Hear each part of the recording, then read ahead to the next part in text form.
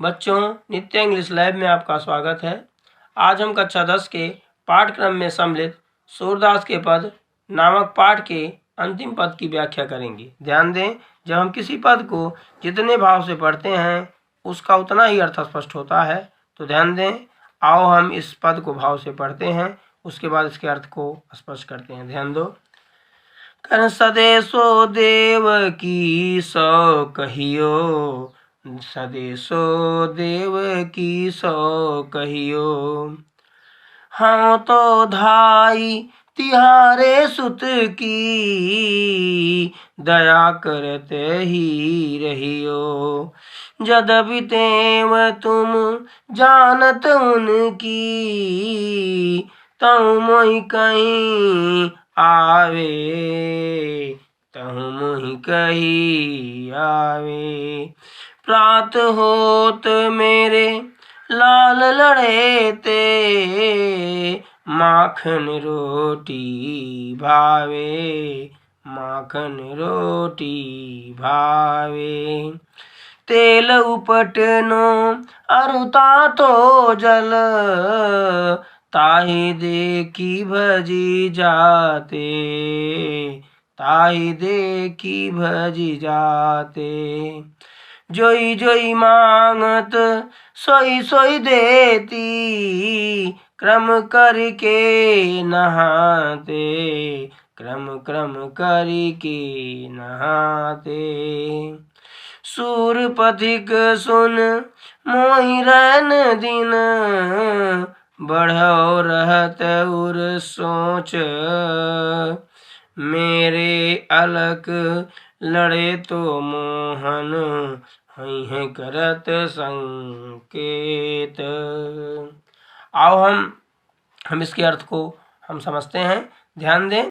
सदेशो देव की सो कहियो, सदेशो देव की सो कहियो। प्रस्तुत पद में सूरदास जी कहते हैं कि माँ यशोदा उद्धव से कहती है कि सदेशो देव की सो कहियो, कि मेरा यह संदेशा है जो तुम देवकी से जाकर के कह देना। हाँ तो धाई तिहारे सुत की, दया करते ही रहियो। यद्यपि मैं उसके बेटे की पालन पोषण करने वाली धाय माँ हूँ, इस प्रकार श्री कृष्ण वास्तविक पुत्र देवकी का ही है, इसलिए दया करते ही रहियो। इसलिए हे देवकी, आप मेरे ऊपर अपनी दया बनाए रखिएगा, या अपनी अनुकंपा मेरे ऊपर बनाए रखिएगा। यद्यपि तेव तुम जानत उनकी, तहु मोहि कहीं आवे। यद्यपि उनको श्री कृष्ण की सभी आदतों की जानकारी होगी, फिर भी तहु मोहि कहीं आवे, फिर भी मुझसे कहे बिना नहीं रहा जा रहा है, फिर भी मुझसे कहे बिना नहीं रहा जा रहा है। कि प्रात होत मेरे लाल लड़े ते, माखन रोटी भावे।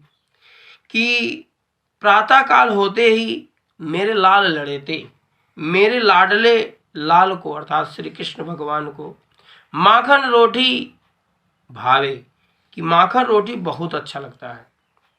अब तेल उपटनो अरुता तो जल, ताहि देखी भज जाते। और तेल और उपटन और गर्म जल को देख कर ही वह दूर से ही भाग जाते हैं। इसलिए जोई जोई मांगत सोई सोई देती, क्रम क्रम की करी के नहाते।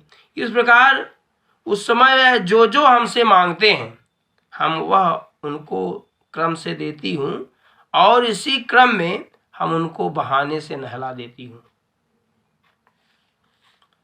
स्नान करा देती हूँ।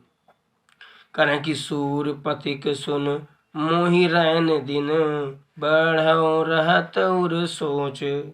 सूरदास जी के शब्दों में यशोदा जी कहती हैं कि हे पथिक अर्थात उद्धव, सुनो, मेरे हृदय में दिन रात यही चिंता लगी रहती है, अर्थात मैं यही सोचती रहती हूँ कि कि मेरो अलग लड़े तो मोहन है करत संकोच, कि मेरे अत्यंत दुलारे श्री कृष्ण वहां पर अधिक संकोच का अनुभव कर रहा होगा या अत्यधिक संकोच अवश्य कर रहा होगा, इसलिए उसकी सभी प्रकार की इच्छाएं नहीं पूरी होती होंगी।